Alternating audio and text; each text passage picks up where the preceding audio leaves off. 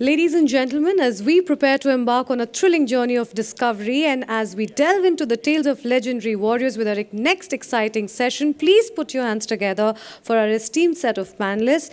Please welcome Mr. Vaibhav Purandare, writer and independent historian, Dr. Rima Hooja, archaeologist, historian and writer, and Colonel Harsimran Singh, retired author of Deep Singh Shaheed, the man in the legend. Please put your hands together. Please welcome them with a huge round of applause.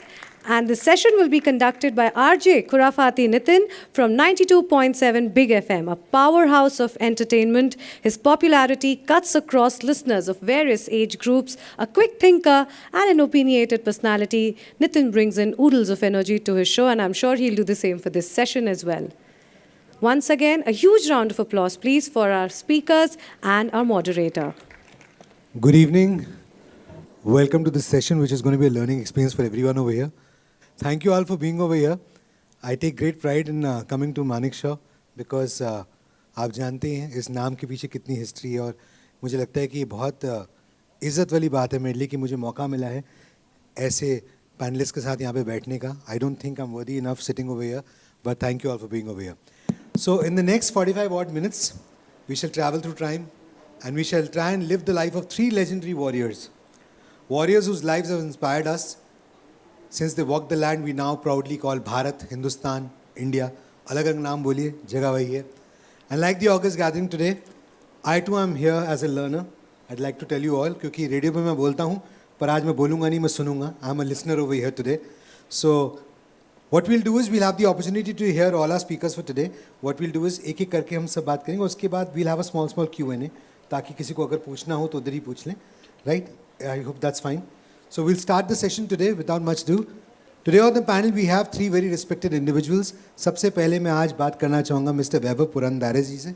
He is a writer and independent historian. He has so far authored 5 best-selling non-fiction books. His latest book, Shivaji, India's Great Warrior King, Chhatrapati Shivaji Maharaj जी पर लिखी ये किताब एक biography है that corrects many falsities and myths. And it is a remarkable book that you should read about one of India's greatest heroes. Please put your hands together for Mr. Vaibhav Purandare ji. So at the very outset, I'd like to ask you इस किताब के बारे में तो हमें बताइए. और ये जो बोला ना कि it corrects many falsities and myths, जो बड़े falsities and myths की बात की गई है, थोड़ा वो भी आज बताएं थोड़ा सा. I'm sure हम चाहेंगे पूरी किताब पढ़ना, but little bit that you can tell us. So we'll have around 14-15 minutes for each speaker. उसमें. Okay. So imagine an individual taking on an empire, that too the size of an empire the size of the Mughal Empire, which during Aurangzeb's rule covered 1/5 of the world's known land surface at that point in time. The son of a Jagirdar, Shahaji Raje Bhosle, a Maratha soldier of note, Shahaji Raje has served Bijapur. He has served the Mughals for some time. He has served the Nizam Shahi Sultanate for several years. In fact, when Shivaji Maharaj is born in the year 1630, Shahaji Raje is working for the Mughals. The Nizam Shahi kingdom is extinguished in 1636 when Shivaji Maharaj is 6 years old. And at the age of 12, his father Shahaji Raje sends him to Pune to look after his Pune Jagir in and around Pune. And what does this 16-year-old boy do? The first thing he does is he takes 2 revolutionary steps straight away at the age of 16. The first step is that his father's insignia, the royal seal, his mother's insignia, the royal seal, and the local administrator, who is Shahaji Raje's administrator, Dadaji Kondev's royal insignia, seal, the official seal that they use, they are all in Persian, because we are in the Persianate age. Persian dominates, it's the official language. So the orders are issued in Persian. In the western part of the Deccan, Marathi translations are made, but the seal is in the Persian. The Marathi translation is at the bottom of the official note so that the ordinary people could understand some amount of it. What Shivaji Raje does is straight away, this son of the Jagir who's administering the Jagir on his father's behalf, he issues his own insignia in Sanskrit. This is a major departure in the Persianate age, in the 17th century. Because all these minor sardars, minor Hindu rajas too, are using the Persian language. But this boy at the age of 16 makes it clear that he is going to use Sanskrit. That does not mean he disrespects Persian, or he disrespects Islam, or he disrespects Muslims. Not at all. I mean, two of his naval chiefs, we'll discuss that later, are Muslims. One is Daulat Khan, the other is Darya Sarang Vendji. And at one point in time, he recruits a 700 strong unit of Pathans in his army, despite opposition from many of his generals, because he believes that their competence is important and their commitment is important and not their faith. But he will not allow his own culture to be trampled upon. That is something he is making very clear, because at the time that he's growing up, the Adil Shahi of Bijapur has also started becoming an intolerant state and has started targeting the majority of its population, which is Hindus, in a particular way. There are farmans issued in Persian about how Hindus ought not to be encouraged. They must not be given military posts above a certain rank, and how their Muslims should not participate in Hindu festivals, etc., etc. So this is when it's all developing.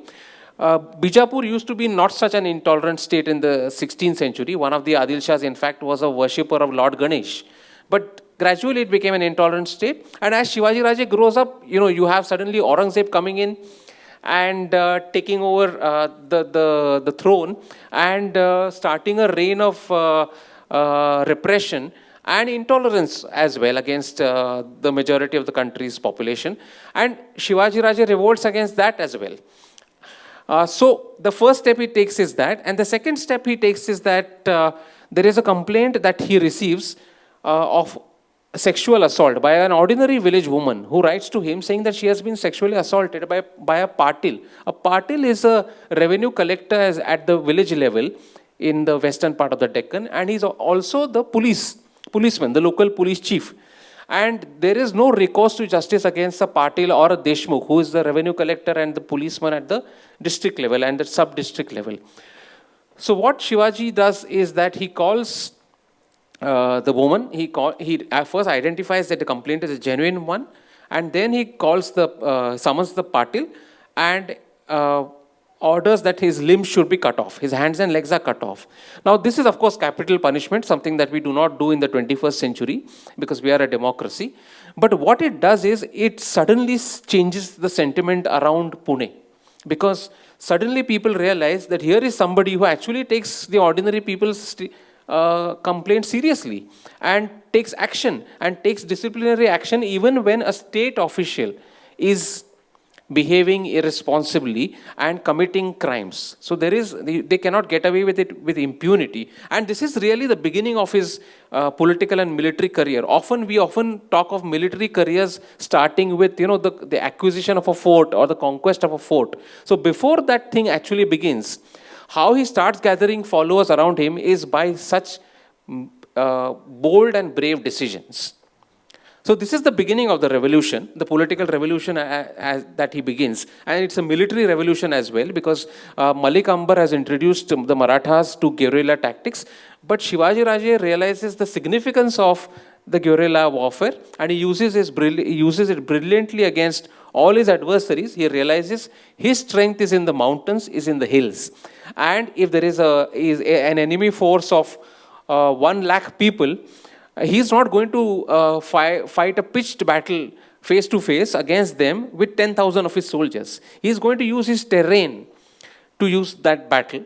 And he does that successfully and brilliantly against Afzal Khan, the Bijapur general who comes at him in a way with some 70,000-80,000 people.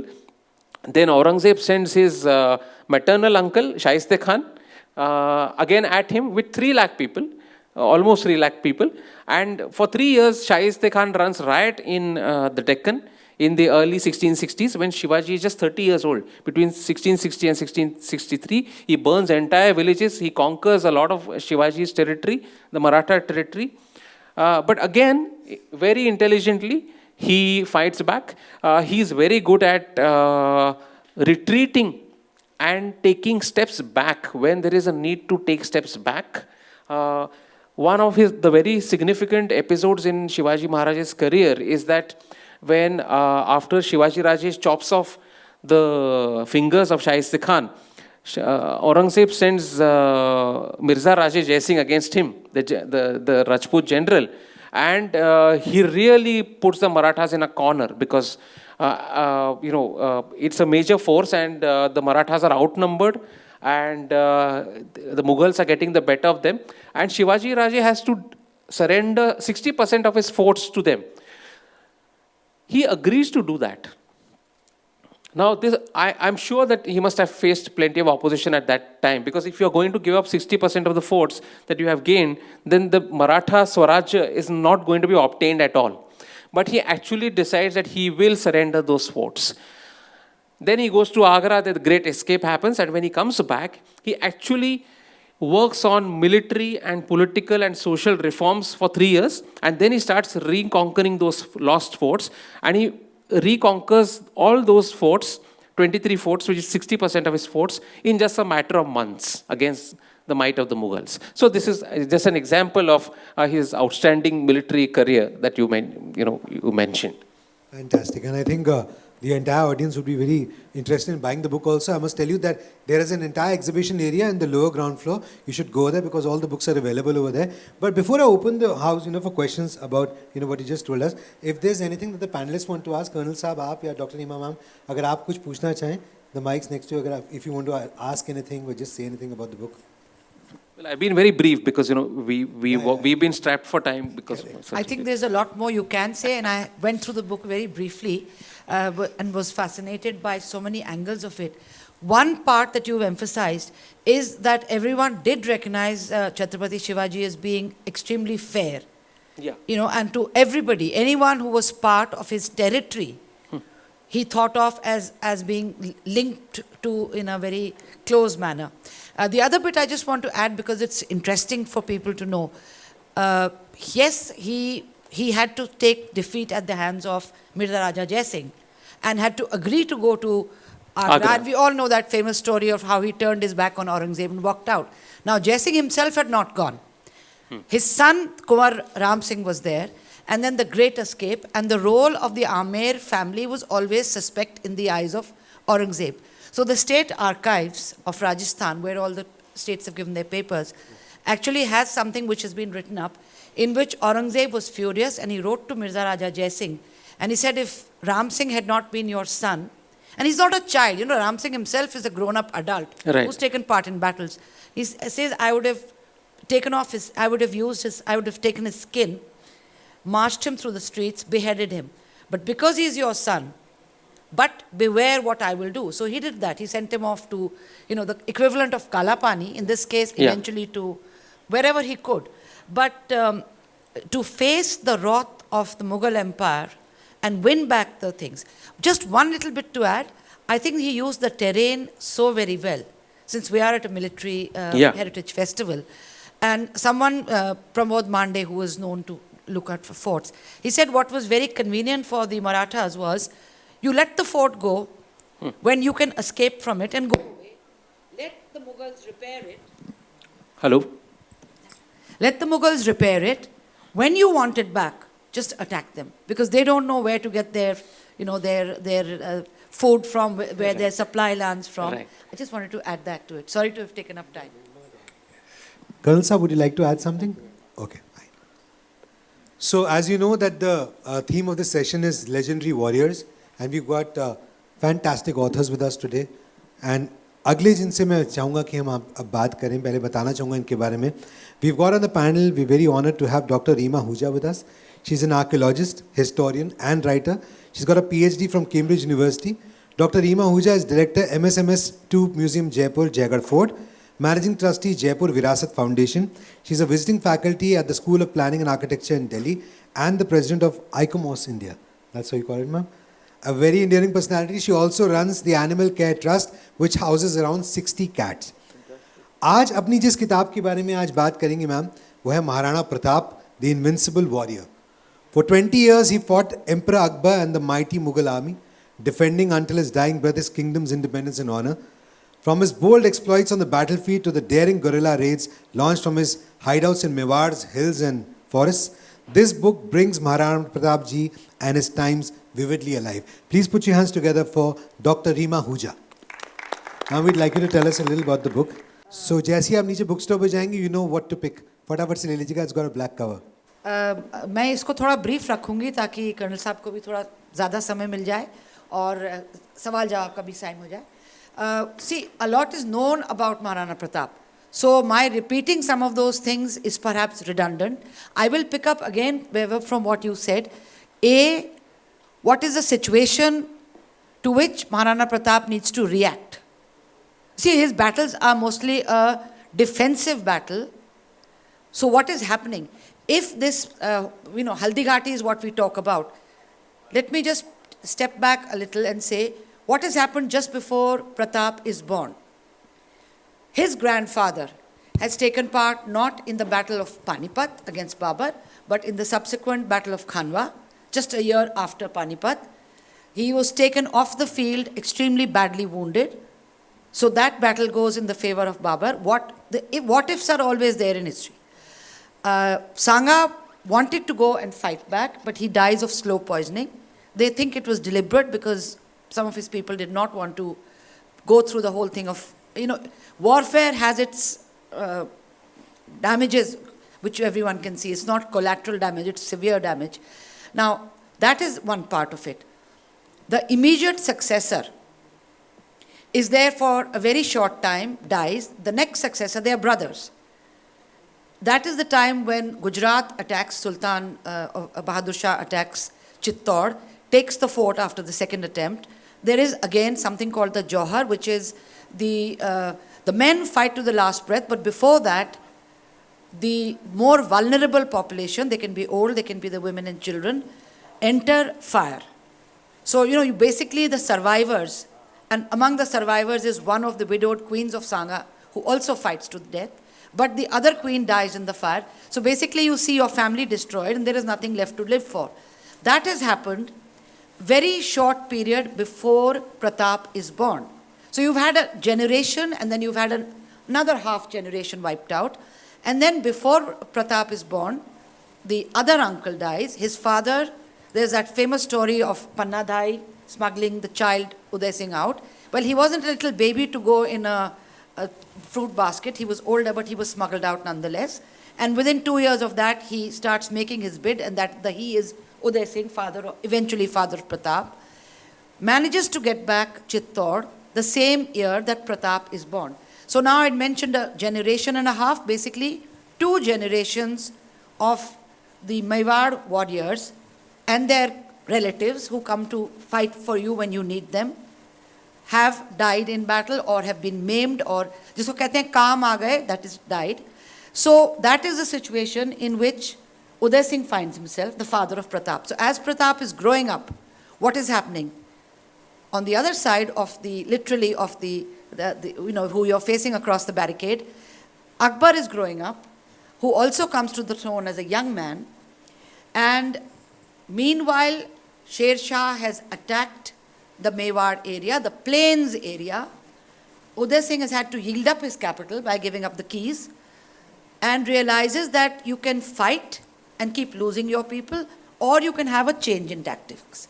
So then Uday Singh starts building on the other forts that he has in the less easy to attack area, that is the more mountainous part or the more hilly part of Mewar, which is where Kumbhalgarh, the famous fort which is now World Heritage, and Gongunda and other places are. Mind you, Uday Singh has also grown up there. He has also made another capital, a twin capital, now Udaipur. But Udaipur is vulnerable.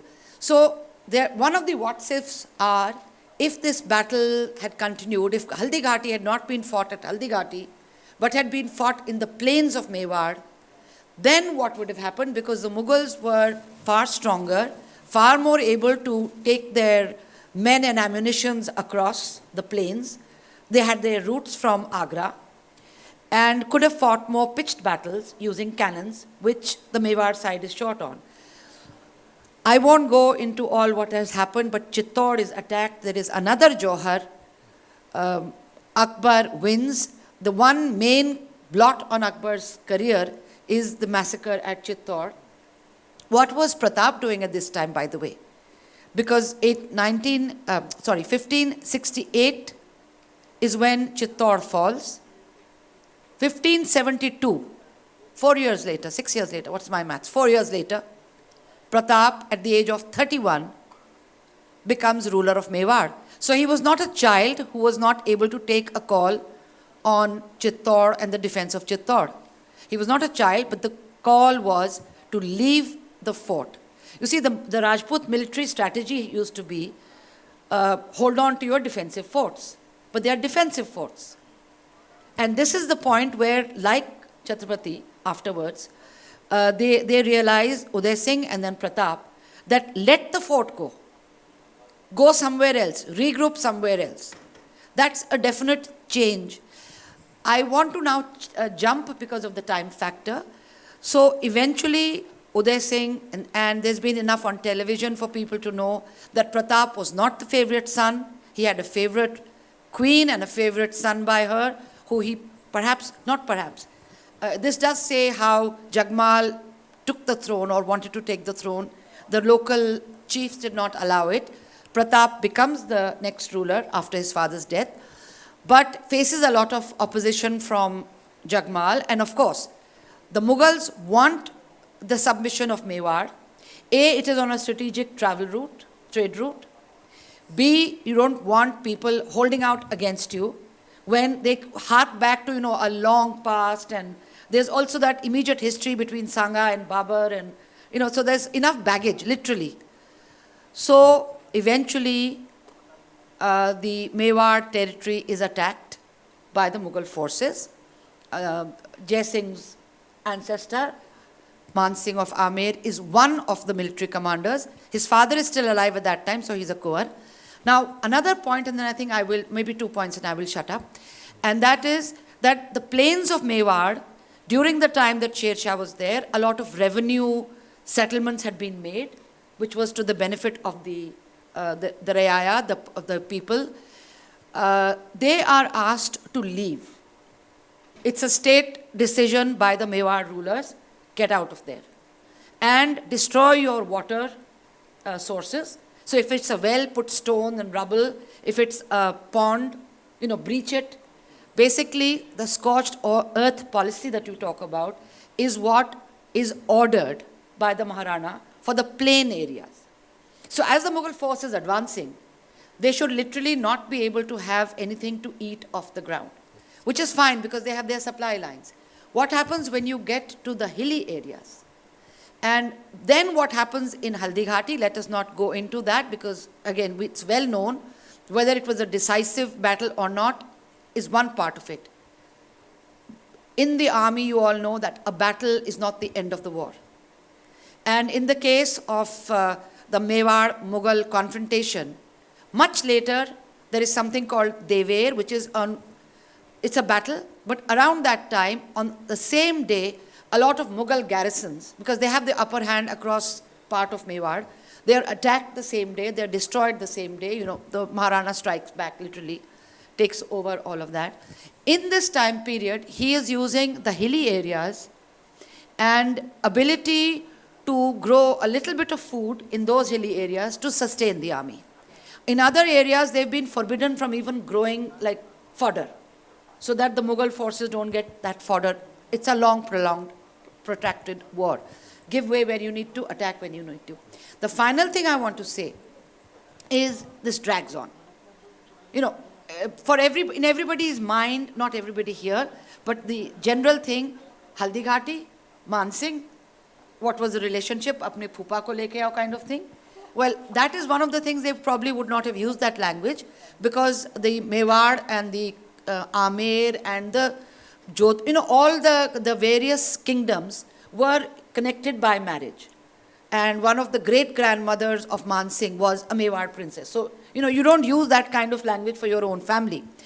But what is significant is that eventually the Mughal commander in the Mewar area sends back Raja Bhagwan Das, the father of Kunwar Man Singh. By then, Bhagwan Das is the chief of Amer. But you know, Amer is a small place. They may be related to the emperor. It's still a small country. And Man Singh, is it because they don't, he doesn't trust them? But Akbar then promptly sends them off to Punjab and the northwest. And there's a whole story there for Man Singh, who becomes governor of Odisha and all of that. He's one of the reasons that the Puri temple is with the royal, the Maharaja of Puri, the Raja of Puri, ancestor was put there by Man Singh. So there's a whole life that Man Singh has. He's a young man at the time of Haldighati. Pratap is a young man at the time of Haldighati. Akbar, by that token, is a young man. He doesn't come to Haldighati, but he comes to the Mewar area afterwards. And Man Singh ki, as they call, Deodi Band. He was not allowed to come into the court because of what had happened. Let us take a quick jump to what happens when Pratap eventually dies, not on the battlefield, but of an injury that has been troubling him. He's 57. It's a young age. It's still a fighting age. And the news is taken to the Mughal court, which was then at Lahore. So one of the reasons that historians say that perhaps Akbar eases up on Mewar is because he's got other troubles on the northwest. He's fighting those. But again, as I said, you have this, but we also have Wikipedia, anti-Google, all of that. The Rajput version is, there was a court bard, Charan, called Dursa Ada. And when the news is brought that Pratap has died, Dursa Ada stood up and recited. And he recites this very famous thing in which he says, you did not allow your horse to be branded with the imperial seal. You never came to bow before in the Jharoka. You didn't do this, you didn't do that, you didn't agree to this. Now the most significant lines that I would like to say, and then I will end with that. And he says, now when the news of your death has been brought, look everyone, look at the emperor. See, he has bowed his head. Tears are welling up in his eyes. And he is biting his tongue. Now, bite your tongue is used in English to mean like shut up. But here it has the cultural thing of he cannot speak. He look at the emperor crying is basically what Dursa Ada is saying. And he's rewarded for this. My point is that these are two people who had fought each other. And yet, in the tradition of the army, you respect a worthy foe. And that becomes very clear from what Akbar did. Now, whether he did or not, we only have the Rajput view. But the fact that he rewards Dursa Ada and that this story was never suppressed is telling in itself. So the emperor may not have wept, but he allows the story to go on. And I think that is one of the aspects of Pratap that I would like to kind of end with for now. But I think it's worthy of note for both the people involved, for all the people involved. Thank you, ma'am. Wonderful. मुझे ऐसे history पढ़ाई होती तो मेरे 10th में अच्छे marks आते. इतने इंटरेस्टिंग तरीके से अब ये सब याद रहेगा मैम, मैं बिल्कुल नहीं भूल सकता. Anything that the panelists would like to say? Colonel साहब आप या? No, I would just mention an interesting parallel that when Shivaji Maharaj dies at the age of 50 only, Aurangzeb immediately leaves for the south, for the Deccan, because he has had this great anger that this man became a Chhatrapati and he has defied me all his life. Interestingly, Aurangzeb never underestimates Shivaji. Even in the 1650s, when Shivaji Maharaj says that, no, I am loyal to you, you asked me to do something and I will do it, he makes it very clear there are written orders from Aurangzeb that crush this man because this man is dangerous. And when Shivaji Maharaj dies, he immediately comes down to the Deccan because it's his lifelong ambition to conquer the Deccan. And he gets embroiled in the Deccan for 25 years. Because he never goes back to the north, really. He dies there in the Deccan. And there are letters by his generals, requests made that let us go back to our homes. We want to go back home. We are from the north, We don't want to stay here and get stuck here. So he does not allow them to leave. He himself does not leave. And the Marathas put up a really valiant fight. Of course, he wreaks his vengeance on Shivaji's son, who dies a brave death, because he tortures him in custody for 15 days. He beheads him, parades his head all over the town to show what happens to rebels. So it is an indescribable cruelty, really, that Aurangzeb displays. But such is the inspiration left behind by Shivaji Maharaj that the Marathas eventually make the 18th century their own in the history of modern India, pre-modern India. It becomes a Maratha century, and they ultimately conquer in a way. I mean, of course, while nominally pledging allegiance to the Mughal court, they conquer everything from Attak to Katak, as they say. For Attak is now in Pakistan. So that is the kind of legacy that Shivaji Maharaj immediately leaves behind. That they really, and that is why Shivaji's life is such that he is the man who actually strikes at the roots of the empire and sows the seeds of its destruction. And he does it at a time when it is at the height of its glory under Aurangzeb, because the size of the land is the greatest and the power is the greatest. Thank you, Vaibhav ji. Well, aap sabke bhi questions honge bahut sare. We'll take them in the end. But without much ado, now I'd like to call our third speaker for the day, Colonel Harsimran Singh ji. He retired in the rank of colonel after a full career of 31 years in the Indian Army. So, sir, thank you for your service. Colonel Saab is an alumni of the Lawrence School, Sanavar. He read War Studies for an MA at King's College, London. On retirement in 2011, he divided his time between Chandigarh, where he settled now, and Pahuvind, his native village that he shares with Baba Deep Singh ji, the primary inspiration for him to research and pen his biography. Published in 2022, the book Deep Singh Shaheed, The Man in the Legend, is a book about a warrior who's also called Sant Sipahi. Please put your hands together for Colonel Harsimran Singh ji.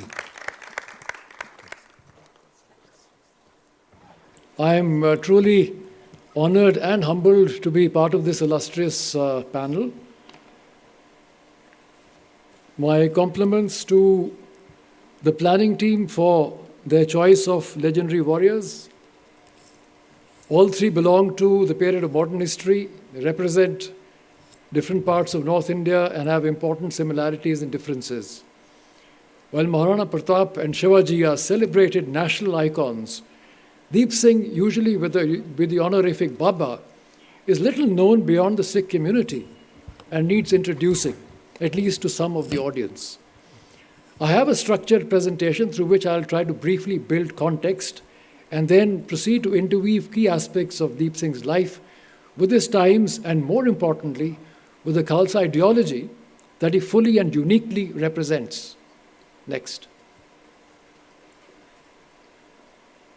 His life intersects the most turbulent period in the history of the Punjab, an era that historians often refer to as the heroic century. Next. Because in their insurrections against egregious tyranny, the Sikhs were enjoined by the creed to be supremely brave and undaunted, never to yield to an enemy under any circumstances, and in the pursuit of justice to be prepared to undergo suffering, even to the point of martyrdom. Next. They were few in number when opposed to the legions of their enemies, poor and of small repute if compared with their oppressors who commanded the whole resources of Hindustan. With nothing but their faith, their brave hearts, and their swords, they engaged in a death struggle with the Mughal Empire, while persecutions strengthened their obstinate attachment to their faith. The pages of history shine with the heroic deeds of this race, and the examples of self-devotion, patriotism, and forbearance under the severest trials displayed by leaders such as Deep Singh are excelled by none in the annals of the nations. Now, for a few words about Deep Singh. He was baptized by Guru Gobind Singh in March 1700 and personally mentored by him and by Mani Singh, his most learned devotee. He ranks among the most revered heroes of Sikh history and as the living embodiment of the Khalsa ideology, as much in belief and appearance as in action and martyrdom. The Shaheed title was awarded to him as a kind of gallantry award, ante-mortem, not posthumously, by Guru Gobind Singh for passing a test of death-defying courage in 1706. This is as per the Sikh writer Ratan Singh Pangu, who wrote in his Prachin Panth Prakash 1841. This title was endorsed in a Panthic investiture by Banda Bahadur for repeatedly distinguishing himself fighting in the van during the 1709-1710 campaign. This is as per Gyani Gyan Singh in his book Naveen Panth Prakash 1867. He held the first Sikh seminary of learning and later the Shahidi Jatha when raised in 1734 and the Shahidi Missal in 1748. He was martyred leading an army in a battle against an Afghan army in 1757 at the age of 75 years. Let's now take a brief look at the Khalsa ideology and its origins. Before Guru Arjan, the fifth preceptor was executed by the Mughal Emperor Jahangir in 1606.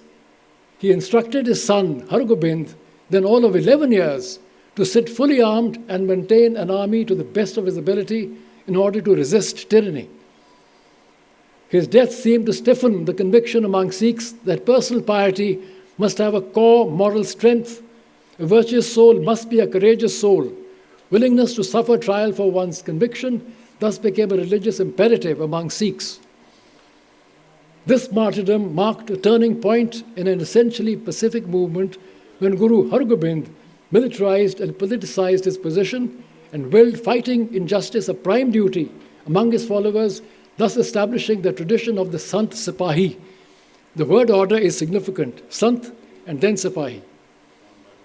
Raised in 1699, Guru Gobind Singh's Khalsa went a step further to wage Dharam Yudh, sacralized battle as an inveterate defender of all faiths and the rights of others, thus foreshadowing the doctrine of military ethics and the just war tradition by more than a century in terms of jus ad bellum, jus in bello, and ultima ratio.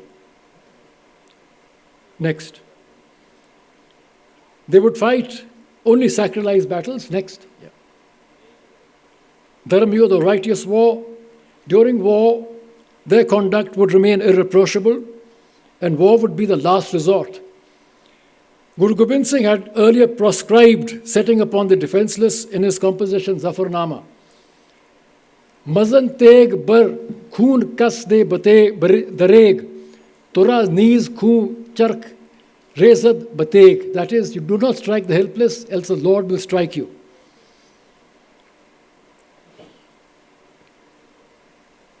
Guru Gobind Singh himself ranks among the greatest Indians of all ages, as per Indu Bhushan Banerjee. His handiwork, the Khalsa, carved its way to renown and glory and played a noble part in the arena of Indian history. The Khalsa's greatest contribution to the cause of India was the wresting of the Punjab and the adjoining lands up to the frontier from the clutches of the Afghans. The Khalsa was also the first genuinely casteless army in India.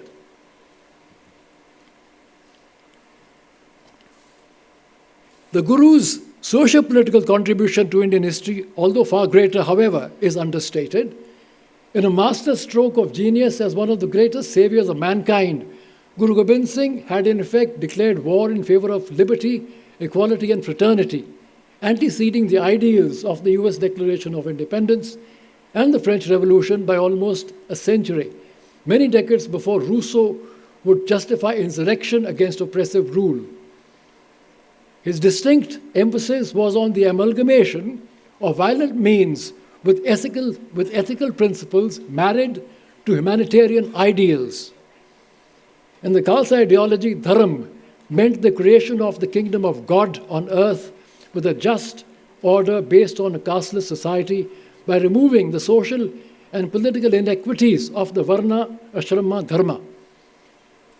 The Sarbat Khalsa was the type of organization closest to pure grassroots participatory democracy. It is interesting that Guru Gobind Singh's vision was Hune Hune hi Padshahi. Hune is Braj Bhasha for saddle. That is, he envisioned a democracy, but with every person a monarch. This set the Sikhs apart in their freedom struggle from both the Rajputs and the Marathas. While the former sought status quo to be able to retain their Watan Jagirs, the Marathas represented a Hindu dynastic revival in competition with the Mughals. They sought political change but rooted within a traditional Indian society. The Sikhs, however, sought a new social covenant and a new political arrangement. It was not a coincidence that of the three, only the Sikhs rejected monarchy and sought to hold power in the name of the collective will of the people, the Khalsa. Bereft of Jagirdari or monarchy, the Khalsa movement reflected the Guru's ideal of bestowing leadership on the Khalsa as a whole. However, later, with the rise of Sikh missiles and Ranjit Singh, feudalism would enter through the back door of the plebeian revolution, but only after 1761. We must acknowledge and accept this, that monarchy in the Punjab, whether Ranjit Singh or the Maharaja of Patiala or anyone, was an aberration, at least in terms of Guru Gobind Singh's vision. A few words about the Khalsa spiritual warrior. The Khalsa ideology has no parallel in Indian history, but is quite close to medieval Knights Templars, known for their martial prowess, and Christian crusaders described by St. Bernard. A new sort of army has appeared, an army such as the world has never seen. It fights a double war. First, the war of flesh and blood against enemies. Second, the war of the spirit against Satan and vice. But it is not usual to see men fighting in these ways at once. In its historic role, religion has often fostered humanitarian ideals, and the thirst for justice and equality goes back to Moses. It is religion which first affirmed faith in human destiny, human dignity, human equality, and human freedom, and raised its voice against slavery, oppression, and exploitation. For the Khalsa, spiritual considerations overrode the purely military. Some of us who've been to the Golden Temple would have seen two flags that fly adjoining the Akal Takht. They represent the temporal and the spiritual, Miri and Piri.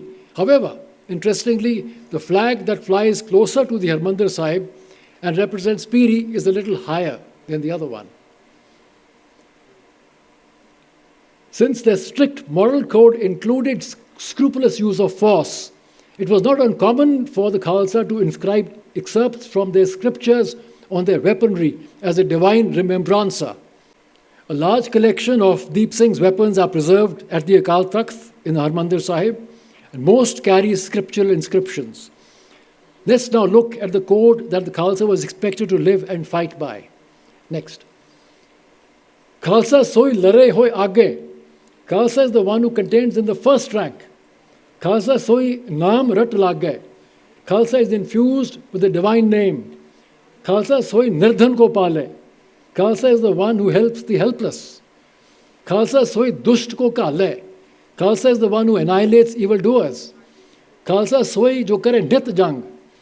Khalsa is the one who fights in righteous war. No zar zameen, all that. Dharam yudh, righteous war, only for your rights. Khalsa soi sastar ko tare, is the one who adorns himself with arms. These are just 6 from a list of 16 principal attributes of the Khalsa, defined by Nandalal, a close poet devotee of Guru Gobind Singh. When we review Deep Singh's life, we at once acknowledge that he demonstrated all these in good measure.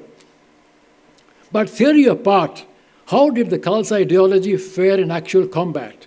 The Sikhs have left little account themselves. For this, we must turn to enemy war diaries to document this age of Sikh chivalry. These are entries in the war diary of Qazi Nur Muhammad, next, who accompanied the Afghan king Ahmad Shah Durrani during his 7th invasion of India, 1764-1765. Their authenticity is borne out by the generous dose of invective, sag, Persian for dog, being the most frequent. Besides their fighting, there is one more thing in which they excel all other warriors. At no point will they kill a namard, nor chase a fugitive. They will not rob the jewelry of a lady, rich or poor. There are no thugs, thieves, or pillagers among them. If you wish to learn the art of war, come before them in the field, learn from them how to face the enemy like a hero, and then swiftly disengage. This was their taifat. Strike with surprise, maximum damage, disengage, don't get killed. You don't have the luxury of numbers. They are truly lions in battle, roaring with their war cries, and generosity they surpass Hatim. When they take the Indian sword in their hand, they traverse the country from Hind to Sindh. None can stand against them in battle, howsoever strong. I must remind you, this is from enemy war diaries. When they handle the spear, they shatter the ranks of the enemy. The body of every one of them is like a piece of rock, and in physical grandeur, every one of them is more than 50 Ghazis. This sect abounds in giant-sized and lion-limbed youths whose stroke of the leg would cause instantaneous death to a Vilayati horse. The matchlock strikes a man at a distance of 900 paces, and each of them covers 200 kos or 600 kilometers on horseback. Their success and conquests have largely originated from an activity unparalleled by other Indian nations. From their endurance of excessive fatigue, their personal endowments are derived from a temperance of diet and a forbearance from many of those sensual pleasures. This astonishing superiority, man for man, over all other fighting forces of India was due to the Sikh character, training and organization. Interestingly, an enemy war diarist's eyewitness account of Deep Singh's final battle fought on 11th November 1757 has also survived. Let's first glance at the prequel. During his fourth invasion in January-March 1757, after he ravaged Delhi, Mathura, Vrindavan and Agra, Ahmad Shah Durrani began his return journey through the Punjab. His baggage train of some 100,000 animal loads of loot. It is believed that not a single animal was to be found anywhere around Delhi. All been commandeered. Of loot included thousands of captive women. No sooner had he entered the Punjab than he was repeatedly attacked by marauding bands of Sikh missiles, Deep Singh Shaheeds among them, and relieved of much of his booty. Even his teenage son, Ahmad Shah, was not spared. The rumor was he'd been killed, but he was only molested. Incensed, when he reached Lahore, he had Amritsar and its temple destroyed. In retaliation, Deep Singh, then 75 years of age, inspired and led a randomly armed assemblage of around 5,000 Sikhs against the might of an Afghan army mobilized from Lahore. Fought on 11th November 1757, the battle began about 12 kilometers south of Amritsar and continued right up to Harmandir Sahib, the Sikh objective for the day. Let's now look at excerpts from an enemy war diary of the battle. A fierce battle ensued and the opposing forces showered fire upon each other. Using all available weaponry, the Sikhs seemed to have surrounded us in a tight noose that they now sought to tighten. Our force came under such pressure that many of our soldiers tried to desert, but were unable to because we were completely surrounded. The Vizier, Jahan Khan, was a brave man and fought off the enemy with great vigor. At this juncture, I was by his side and saw the Vizier wound several of his own men with his sword so he could deter others from doing likewise. That's Temas Khan Miskeen, who has written a very detailed diary.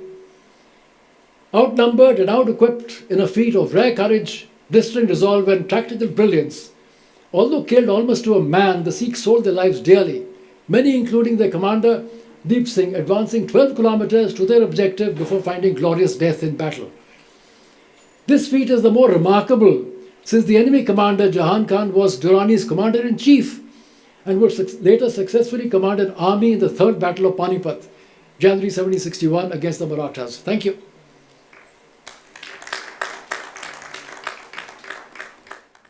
Thank you Goyal साहब. पता नहीं आप लोगों के साथ हुआ कि नहीं हुआ, पर तीनों जब बोल रहे थे मेरे रोंगटे खड़े हो रहे थे, बिकॉज ये हमारी हिस्ट्री है, तो अब what we're going to do is we'll have a quick Q&A session. If there are any questions that you'd like to take, first of all, the panelists, अगर आप कर्नल साहब से कोई पूछना चाहें about the book, about what he's spoken about, if there's anything you'd like to add on, Vaibhav ji, Rima ma'am, no? ठीक है. So we'll have the house open now for any questions. Any questions that you'd like to take up? There's someone over there. Can we have a mic over there, please? नहीं तो ऐसे तो आप सबको दौड़ाते रहोगे. So we'll get a mic to you. Yes, absolutely. So could we have a name first, please? And Hanji sir. So he has got a concept of Buddha Dal and Tarun Dal. So I have been trying to locate an officer from Punjab or a Sikh or whoever. Somehow I have not found anybody suitable to do any research on Buddha Dal and Tarun Dal and Baba Buddha's work. So where are his archives, and can you throw some light on that? Yeah, well, Baba Buddha predates this period that I'm talking about. And the Buddha Dal and the Taruna Dal were raised in 1734 by Nawab Kapoor Singh, who had been granted a Jagir. The Sikhs were granted a Jagir by the Mughal Badshah as a kind of attempt to appease them. And the Sikhs decided to give this Nawabi, this Jagir, to Kapoor Singh, who was then actually doing seva with a pakha. And so he raised the Taruna and the Buddha Dal. Deep Singh's Jatha was a part of the Buddha Dal. All those who were above 40 and above were part of the Buddha Dal. Taruna Dal was below 40 years. Yeah, we are Buddha Dal, absolutely, yes, indeed. At one time we were Taruna Dal as well, yes. Any other questions? We've got a question over there. Can we get the mic across to them? We'll take a couple of more questions after this. Yeah, hello, it's just Kirat. So I would like to add more from this. Like Baba Buddha Sahib Ji was at the time of Guru Arjan Dev Ji. So he actually taught Guru Hargobind Sahib Ji martial art. He was first the Baba Buddha Sahib Ji who taught Guru Hargobind Sahib Ji the martial art, and that got continued at the time of Guru Gobind Singh Ji when he first started the chief army by selecting the first chief Baba Binod Singh Ji, and then Baba Diwara Singh Ji, and then the third of Buddha Dal was Baba Nawab Kapoor Singh Ji, who has made Buddha Dal and Tarna Dal and sent Baba Deep Singh Ji for the fight also. So they just partated that the Buddha Dal was the people who was above 40 years. So that's why they has to say Buddha. So because first Baba Buddha Sahib Ji started the martial arts, so they set the name of Baba Buddha Ji on the Buddha Dal. And the Tarna Dal was the young people who used to surrounded the shrines and to protect the from the Afghan army. And Buddha Dal was the most of the Buddha Dal were the saints who has the knowledge, who were knowledgeable for the how the army would go and how the attacks would go, who were the knowledgeable once more. So that's how he partated. And then the fourth was Baba Jassa Singh Ji Ahluwalia, who fought at the Lal Killa, and when the army of the Mughals, when they conquered the Lal Killa, and they used to have a women's there, so they used to go at night, which we know the story of 12 baj gaye. So that was a strategy. I think that's a different aspect altogether. So let's carry Yeah. on. Thank you very much. Thank you so much. Thank you. Thank you. Any other questions? कोई पूछना चाहेगा? You can just take a couple of questions. None? Well, I'd like to thank all the audience over here to be a part of this. और जाने से पहले मैं एक बार दोबारा बताना चाहूँगा, आज हमारे साथ हमारे बहुत ही esteemed panelist हैं, मिस्टर वैभव पुरंदारे की किताब नीचे अवेलेबल है, एक पूरा एग्जीबिशन सेक्शन है, उसे देख के जरूर जाइएगा. There's an entire bookstore also over there. So his book is called Shivaji, India's Great Warrior King. फिर डॉक्टर रीमा हुजा की किताब Maharana Pratap the invincible warrior, that's also available there. And colonel Harsimran ji की किताब है जिसका नाम है, आप जानते हैं अभी इस बारे में बात की हमने, दीप सिंह शहीद the man in the legend. तो ये किताबें वहाँ पे अवेलेबल है. इनफैक्ट यू आर लकी क्योंकि यहाँ पर हैं, you can also get an autograph from them. पर एक बार जोरदार तालियां इन सबके लिए. Thank you so much sir, thank you ma'am for being a part of this. Thank you so much for your time. Thank you. और मेरा नाम है खुराफाती नितिन. आप मुझे सुबह सुन सकते हैं 7 से 11 92.7 बिग एफएम पर. Thank you for giving me the opportunity to be on stage with these people. Thank you so much, sir. Thank you.